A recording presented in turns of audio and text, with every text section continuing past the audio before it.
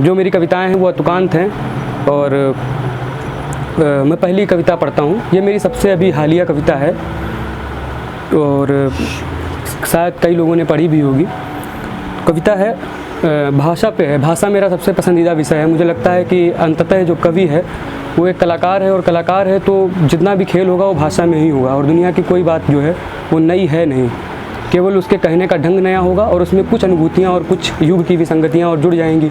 तो भाषा में सबसे पहले एक चुनौती होती है हमारे पास। तो कविता है, ये कविता जो है मेरी यात्रा की तरह है, जो भी मतलब हालिया मैंने अनुभव किया था और उसमें जो है अभिषेक ने मेरी कविता पे कहा भी था कि मैं पूरी इस प्रक्रिया का जो है भागीदारी रहा हूँ, एक साक्षी रहा हूँ। तो मैं ज़्यादा बोलता हूँ थोड़ा सा, पर कविता अब सीधे मैं पढ़ता हूँ। कविता है कि मैं प्रार्थना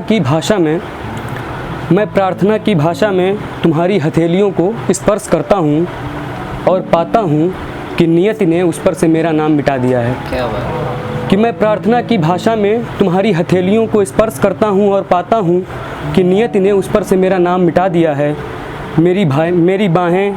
मेरी बाहें किसी अज्ञात भय की भाषा में धीरे धीरे खुलती हैं। आलिंगन की भाषा में तुम सब कुछ ठीक हो जाने की झूठी सांत्वना देती हो। आंसुओं की भाषा में मेरी आंखें सवाल करती हैं कि आखिर क्यों हर कुमुदनी को अंततः मुरझाकर सूख जाना होगा। तुम्हारा मौन बुद्ध की भाषा में बुदबुदाता है थेरी गाथा की कुछ अव्याख्येय पंक्तियाँ। कि तुम्हारा मौन बुद्ध की भाषा में बुदबुदाता है थेरी गाथा की कुछ अव्याख्येय पंक्तियाँ। मृत्यु की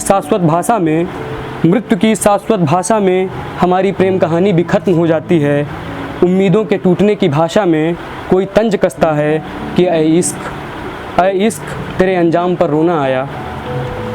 तुम्हारे चले जाने के कई महीनों बाद तक मैं हर रोज़ विक्षिप्त की भाषा में सड़क के चक्कर काटता रहा।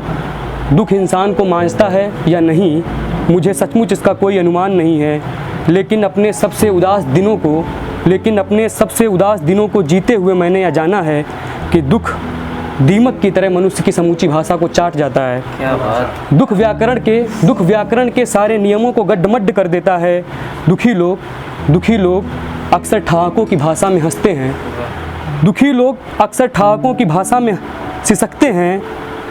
उनके पैर आत्मविश्वास की भाषा में कांपते हैं। उनके वाक्य के कई विशेषण क्रियाओं से जूझ पड़ते हैं। मैं किसी भाषा वैज्ञानिक की तरह नहीं, ना ही किसी मनोवैज्ञानिक की तरह, बल्कि सिर्फ एक मनुष्य की तरह जिसके पास दुखों का हालिया अनुभव है।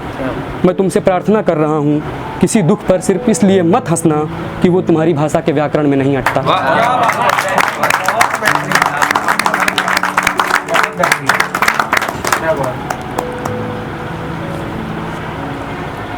मेरी दूसरी कविता जो है, मैं एक कविता और पढ़ता हूँ ये अंतिम, और ये कविता जो है ये भी प्रेम की है। मैंने हालिया जो कविताएं लिखी हैं वो अधिकतर प्रेम की हैं, वो कुछ जीवन की स्थितियाँ इस तरीके की हैं। कविता है, इसमें 3 अंश हैं। उसमें जो है एक मैं अपने होने को व्याख्यायित करता हूँ, एक जो सामने जो है मेरे उसको, और एक जो है समाज को एक तरीके से। तो ये कविता से जुड़िएगा कि मेरा होना एक अट्टहास है।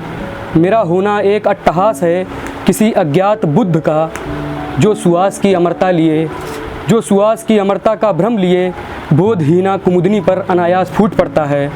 कि मेरा होना एक अट्टहास है किसी अज्ञात बुद्ध का, जो सुवास की अमरता का भ्रम लिए बोधहीना कुमुदनी पर अनायास फूट पड़ता है।